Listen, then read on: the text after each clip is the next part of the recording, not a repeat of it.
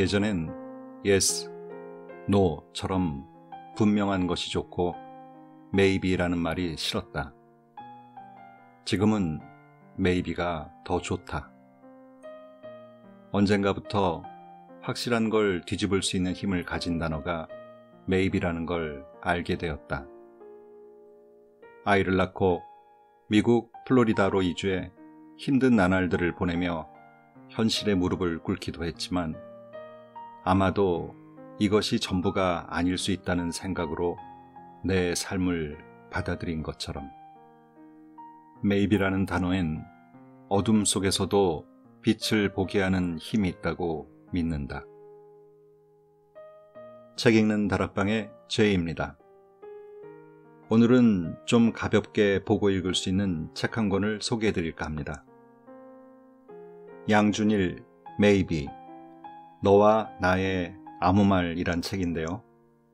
여러분들 지금은 가수 양준일을 다 아시리라 생각합니다. 저는 작년 12월 말에 JTBC 뉴스 앵커룸을 통해 정말 오랜만에 이 가수를 다시 봤습니다. 90년대 초에 잠깐 활동한 뒤로 우리의 기억 속에서 사라졌다가 이제 다시 TV에 출연했는데요. 앵커와 얘기하는 그의 말 속에서 참 예사롭지 않은 사람이구나 라는 생각을 했습니다. 온갖 직업을 전전하며 근근히 살면서도 자신의 춤과 노래를 인정받을 그날을 기다리면서 따뜻한 아버지로, 충실한 남편으로, 그리고 가족 같은 직원으로 그렇게 살아갈 수 있었던 건 일상의 언어와 개념들을 간과하지 않고 그 본질과 의미를 찾아 소화한 그의 정신적 탐구, 그리고 생각의 정리가 있었음을 이 책을 통해 알 수 있었습니다. 이 책은 88개의 키워드에 대한 그의 단상을 화보와 함께 담았는데요. 꽃미남의 얼굴도 보시고 그 얼굴만큼 섹시한 그의 생각도 공감해 보시는 즐거운 시간이 되었으면 합니다.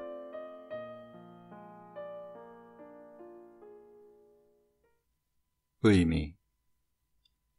우리가 안다고 생각하는 단어들의 뜻을 다시 한번 생각해 볼까? 다들 고난을 피할 수 있기를, 자유로울 수 있기를, 진실한 사랑을 하기를, 행복하기를 원하지만 그 의미를 모른다면 어떻게 찾을 수 있을까?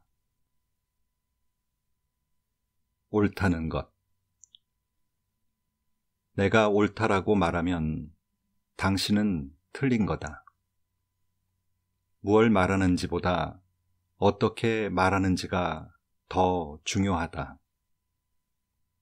타인에게 도움이 되는 일일수록 세심하게 주의를 기울여야 한다. 다른 사람보다 더 낫다는 의미로 말한다면 옳을 때도 당신은 언제나 틀리다. 내가 옳아와 그게 옳아 사이엔 거대한 차이가 있다. 미움. 나라고 왜 누군가 혹은 어떤 것을 진심으로 미워했던 적이 없겠나. 하지만 내가 상대를 미워한다고 바뀌는 건 아무것도 없다. 나만 피곤해진다는 사실을 너무 잘 알고 있다. 누군가를 미워하려면 너무 큰 에너지를 소모해야 한다. 좋아하는 것보다 훨씬 힘들다. 무엇보다 내겐 그럴 에너지가 충분치 않다.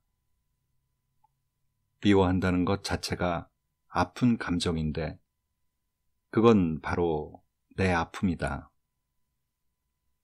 뜨거운 냄비를 맨손으로 얼마나 오래 잡고 있을 수 있을까? 뜨거우면 나만 아프니까 내려놓는 것이다. 행복. 행복이란 머릿속에 그린 기대감이다. 20대에 무엇을 하고 누구를 만나고 30대에는 최소한 어떤 차를 타고 어떤 집에 살고 기대했던 것을 이루지 못하면 불행하다고 생각하기 쉽다. 근데 이런 행복의 기준은 내가 아니라 사회가 결정한 것이 아닐까? 행복이 무엇인지 이야기하기 전에 무엇이 행복이 아닌지를 아는 게 중요하다. 그게 무엇인지도 모른 채 무작정 찾아 헤매다 보니 행복을 찾기 어렵다. 설사 찾아도 만족하지 못하고 또 다른 무언가를 쫓아 헤매게 된다. 내가 찾는 행복, 내 행복이 무엇인지를 아는 것이 먼저다. 집중. 아이와 보내는 시간은 다른 무엇과도 바꿀 수 없을 만큼 중요하다. 그런데 종종 이런 생각을 한다. 나는 아들과 시간을 보냈지만 아들은 나와 시간을 보내지 않았다고 생각할 수도 있다. 아이를 공원에 데려가 혼자 놀게 두고 나는 핸드폰을 보고 있다면 아이는 나와 시간을 보냈다고 생각하지 않을 것이다. 아이가 집중을 잘 못한다고 탓하기에 앞서 집중을 못하는 이유를 살피자. 아이는 집중이 무엇인지 모르기 때문이다. 나부터 아이에게 집중해야 한다.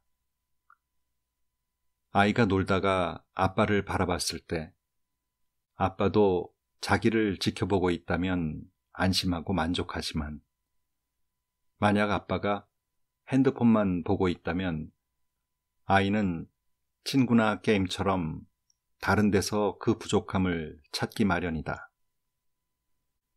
이때 부모는 아이를 탓하기 시작한다. 아이들은 자신과 마음이 통하는 무엇을 찾을 뿐이다. 아이를 잃기 싫다면 지금 집중하자. 긴 시간이 필요한 게 아니다. 불안. 지금 나를 가장 불안하게 하는 건 기대다.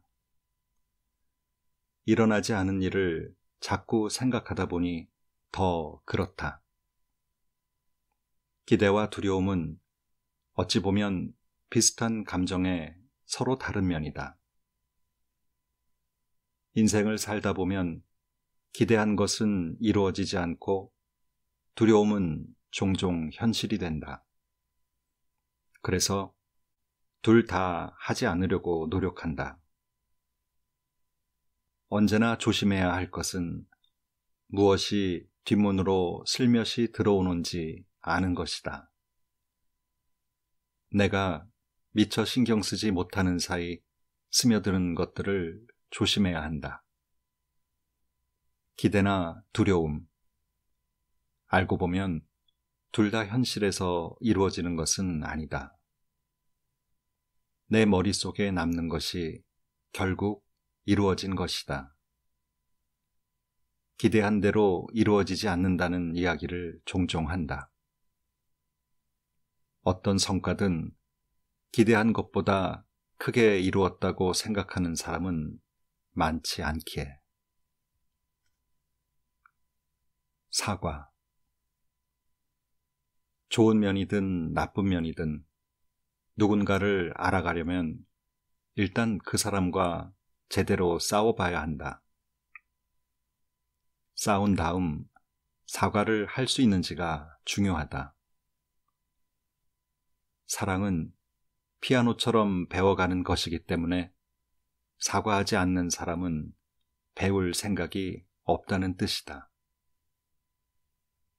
사과를 안 하는 사람과는 자연스럽게 거리가 생길 수밖에. 누구든지 실수할 수 있기 때문에 사랑한다면 실수를 인정하고 사과할 수 있어야 한다. 그래서 아내에게, 아이에게, 그리고 팬들에게 종종 사과한다. 균형. 인생이란 끊임없이 균형을 찾아가는 과정이다. 명성은 인생의 균형을 맞춰주는 도구 중 하나다. 가난함 역시 인생의 균형을 잡아준다. 뒤늦게 찾아온 명성 때문에 많은 것을 알게 되었다. 하지만 난 가난해서 더 많은 것을 배웠다. 아픔. 팬카페에 이렇게 썼다. 우리의 아픔을 서로 나누자고. 누구든 갖고 있는 것을 나눌 수 있지, 없는 것은 나눌 수조차 없다. 아픔은 누구나 많이 갖고 있으니 가장 쉽게 나눌 수 있는 것이다. 어떠셨어요? 혹시 제가 읽어드린 책 내용은 기억하지 못하고 양준일 씨의 웃는 모습만 떠오르는 건 아닌지 모르겠네요. 인기가 높아졌다고 변하고 싶지 않다.